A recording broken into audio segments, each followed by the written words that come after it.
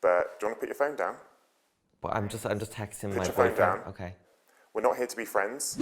Hello, I'm Riyadh, and welcome back to another episode of Confessions, where we go through the wonderful, weird, and worst things about various different jobs. And this week we have an NHS nurse. NHS is National Health Service in the UK for all you Americans. How are you doing? I'm good, thanks. Okay, pick a name, pick any name. Ben. You are Ben today, my friend. Are you ready to confess? I think so. Okay, let's go. Ben, tell us who you are and what you do. I'm a nurse in a children's intensive care unit. The kids, we love you. That's amazing.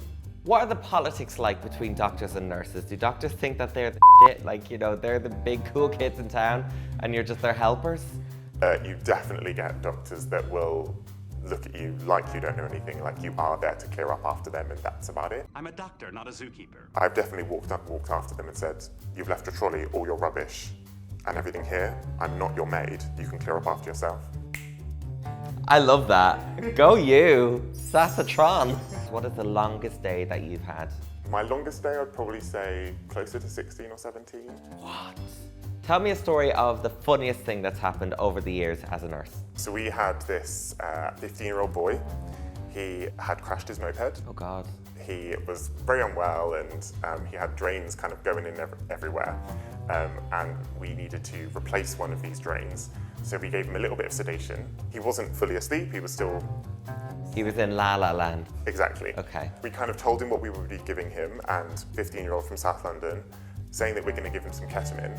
He was all up for that. You actually give ketamine? Mm-hmm. And as he started coming back round, my colleague was holding his hand so that he wouldn't like kind of lash out or grab anything while he was confused.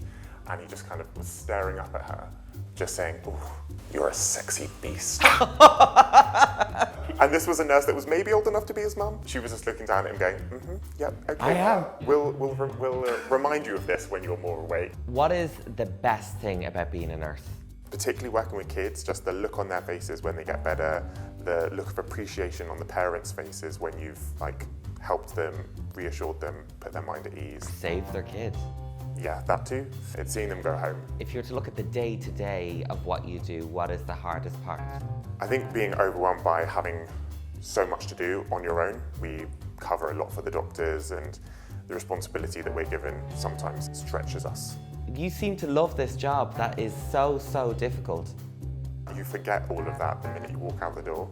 You kind of enjoy, maybe enjoy is not the right word, but make the most of those situations, like when you're with your colleagues and you have a horrible code brown and... What's a code brown?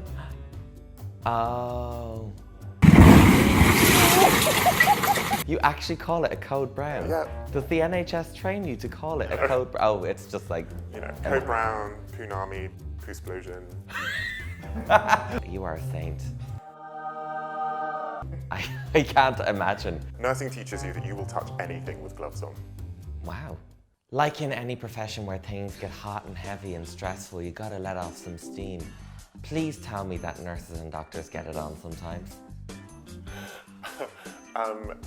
It does happen on. Knew it! Ever in the hospital? I mean, it's a night shift, you're on your break. Maybe. Oh, wow! You or friends of yours? Wow, okay. What, in like a storage cabinet? Someone had an office down the corridor. And it was 3 a.m. Was this a doctor? No. Was this another nurse? Yeah. Filthy. And then you went back to business, as in Of course. saving lives? Of course. Okay, great. Congratulations. Thanks. Worst parent you ever had to deal with? It was actually the grandmother. She bit one of our security guards. Oh no, wow. Granny got teeth. Did she break skin? Thankfully no, because they have like the big man bodysuit things. Okay, big man bodysuit things, remember that. Get one of them.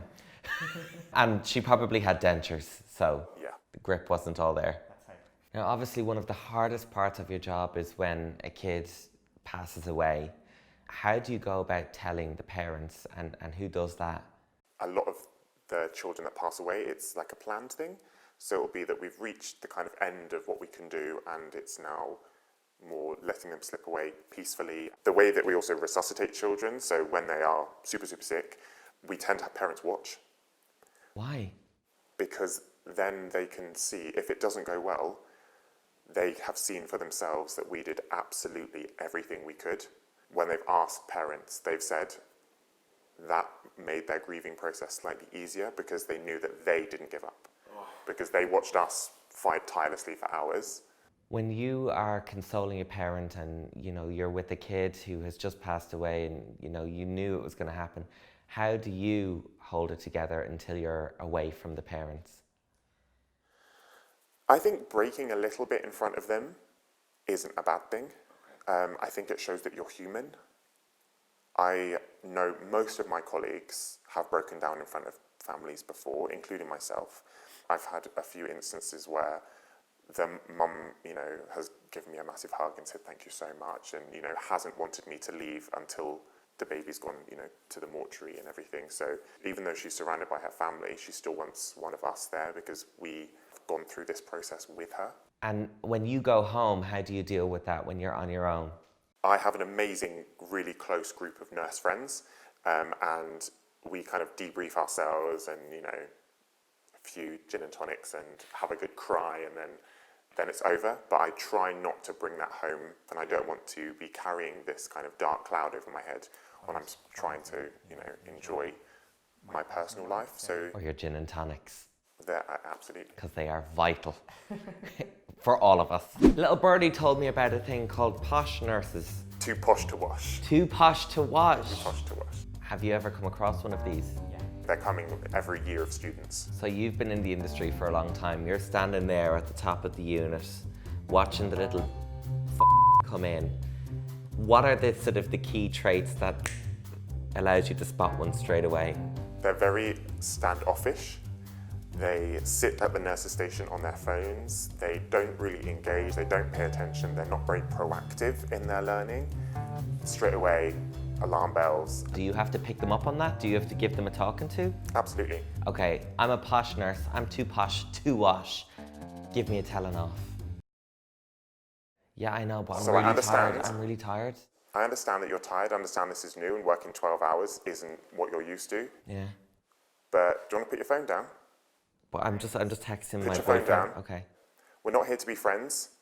I'm going to sign you onto the register. Without me, you don't have a job and your degree means nothing. So put some gloves on, stick a pinny on. Yeah, but I'm just going to go to your superior. You can't tell me what to do. Like, I'm qualified to be here, and that's that. You're qualified if I say you are. You can speak to my superior and she'll repeat exactly what I just said to you. Stick a pinny on and clear up that shit. Wow. Oh, I like that. This is why students say that I'm terrified. Yeah, but you enjoy it. I mean, yeah. I can hear it in your voice. You're getting off on that. Sticking needles into people, telling off too posh to wash nurses. Yeah, you're a sadist. Ben, you have been a legend. Thank you so much. And thank you for all of your hard work. Thank you for all of the work that your colleagues do. Without you, the NHS would be in bits. So keep rocking on, brother.